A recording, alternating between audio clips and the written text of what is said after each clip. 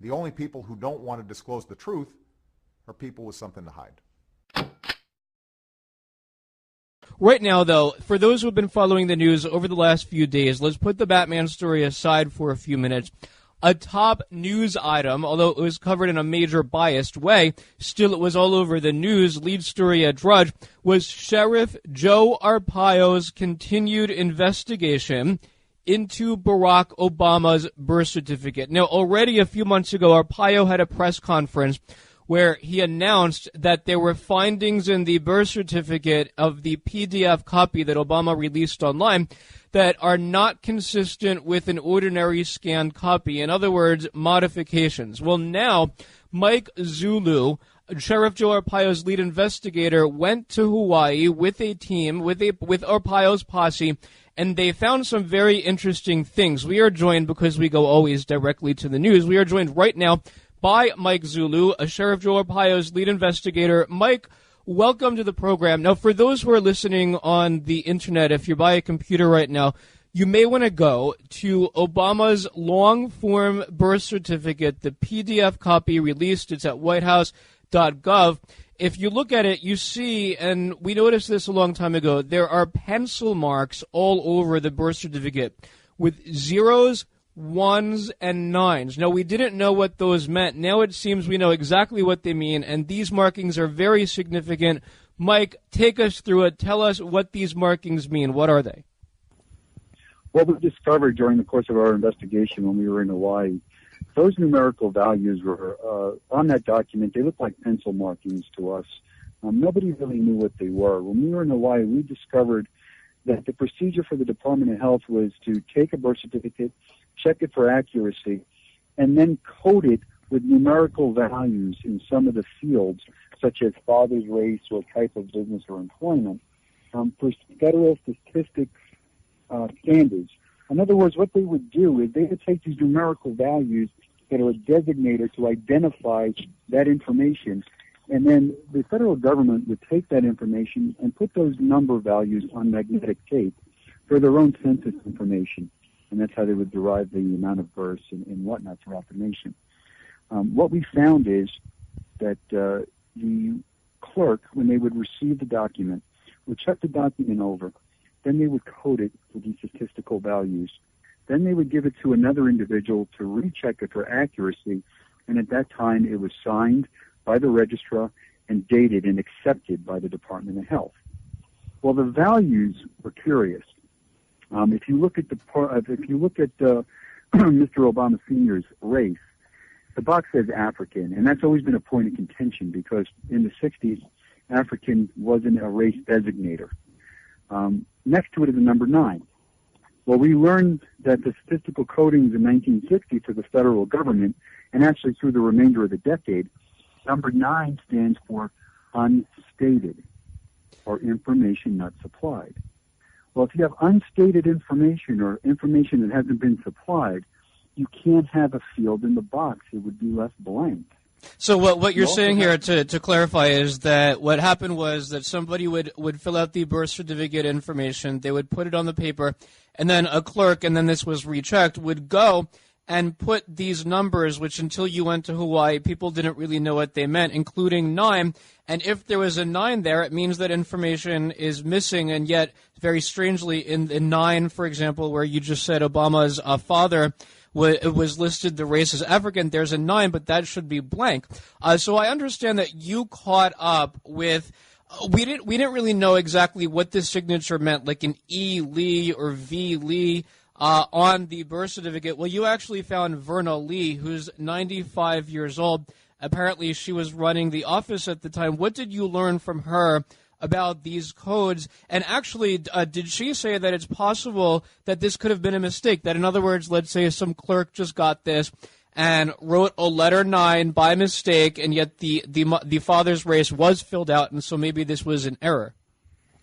Yeah, what she did is she laid out for us the procedure, what I just previously described, how the birth certificate came in and how it was coded. As far as the mistake is concerned, she told us basically not on her watch. She says that these were filled out by one individual, then rechecked by a different person for accuracy. And it should also be noted why her statement, we believe, has credibility because the same number 9 appears in the box above for father's type of business or employer. It's a number 9 there, but the box contains the word university. Well, it's really highly, highly improbable that two people are going to mismark a document, especially with the number 9. We are sure that number 9s were prevalent in Hawaii with a lot of missing information, especially on single parent birth, single mom birth. So it's going to be extremely hard to press the issue and say, well, it was a clerical mistake. According to her, it can't happen. We're speaking with Mike Zulu, the lead investigator of Sheriff Joe Arpaio's cold posse team investigating President Obama's birth certificate. So then the question becomes, where did the 9 come from? There's been a lot of speculation over these last 2.5 years, since Obama refused to release the long form and then finally released it in PDF file on the internet. There's been a lot of speculation about two twins who were born in Hawaii at around the exact same time. Is it possible that the number 9 comes from their birth certificate or a template that was copied from another birth certificate? The number 9 do not come from the Nordyke birth certificates. Those are clearly marked Caucasian for both fields of the mother and father, and they are marked number 1, which is the appropriate marking for what would have been a white designator as far as race. So we don't believe it comes from the Nordyke. Now, it is possible, very possible, that it's a template of another birth certificate. However, I have to start to come to the conclusion that there was a reported birth for Mr. Obama, because it does appear in the 1961 newspaper filings.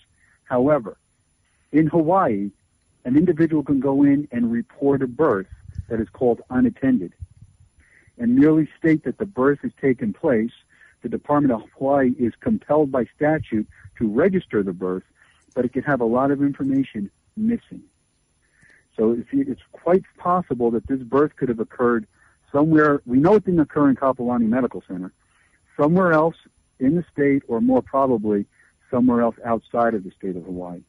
Yeah, you're talking here about the qualifications to obtain something called a certification of live birth, which Obama first released. This is not a birth certificate. I actually personally went through the laws of Hawaii in the 1960s when Obama was born and found that indeed there are actual ways, and even until now, I don't know if people realize this, that a mother today, right now in Hawaii, can either testify to the governor's office that she gave birth, and then she can get a certification of live birth, or she can also get a doctor to fill out a paper that she was pregnant, and then afterwards that she gave birth, and then some additional information, but not actually the long-form birth certificate. And then she also gets a certification of live birth, and then the newspapers in Hawaii back in the 1960s used to reprint any birth announcements that come from the Department of Health. In other words, if somebody would have, for example, gotten a certification of live birth. Now, what you're pointing out, and this is the second series of investigations that you conducted with Sheriff Joe Arpaio. The first focused on the PDF copy and modifications that were made in the PDF file. How the file is not consistent, according to forensic experts that you contacted, with a scanned document that would be scanned in its entirety. Now, I can tell you that I personally also hired 3 independent forensic investigators. Each one did not know I hired the other. It was for this program. Each one didn't know who I was. They had no political beef. I couldn't find any.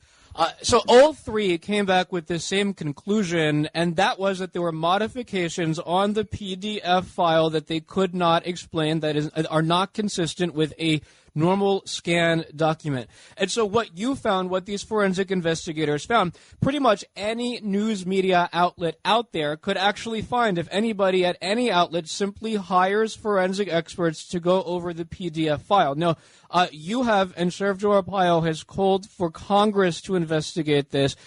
Do you expect, have you been in touch with any members of Congress who will actually pick up this investigation? We have not had any success with penetrating the fortress around this issue in Congress. I don't understand what the reluctancy is. I mean, it is amazing to me that elected officials, after millions of people clamoring about this for years, and now a law enforcement agency coming out for a second time proving the document not only false through digital forensics, but now on its face with good old-fashioned police work and investigation, and nobody wants to do anything about it. It's mind-blowing. Yeah, well, also, what about the news media? Because I personally read a lot of the coverage in the mainstream news media of your press conference that was held this past week, and what they're doing is slamming Arpaio, claiming that he's doing this for political reasons because of the Justice Department investigation into him. But again, any media outlet that wants to hire forensic experts, I mean, I couldn't imagine President Bush releasing a PDF copy of some file, let's say his birth certificate, and then having actual modifications in the document, and then the news media is not going to hire forensic experts. So what about the news media? Are you surprised that they're not also doing very real investigating that is not too difficult to do in this case? You know, I am shocked at the veracity that they attack us on over this. And just like you said, anybody worth their salt could hire somebody. Here's why they won't. They won't hire it because they know it's true. Here's why the Obama administration, every time there's a court challenge, never walked in with a document. Because like I said in the press conference, this document cannot survive judicial scrutiny. You cannot take it into a court and have it deemed authentic. There's not a forensic document examiner in the nation that could qualify this as an authentic document. The document fails every investigational test and will fail legal scrutiny. And we are confident that if you put this PDF on trial, we can defeat it in a court of law. It can never be authenticated. All right, Mike Zulu, lead investigator for Sheriff Joe Arpaio on the birth certificate issue. Thank you for being here. The only people who don't want to disclose the truth are people with something to hide.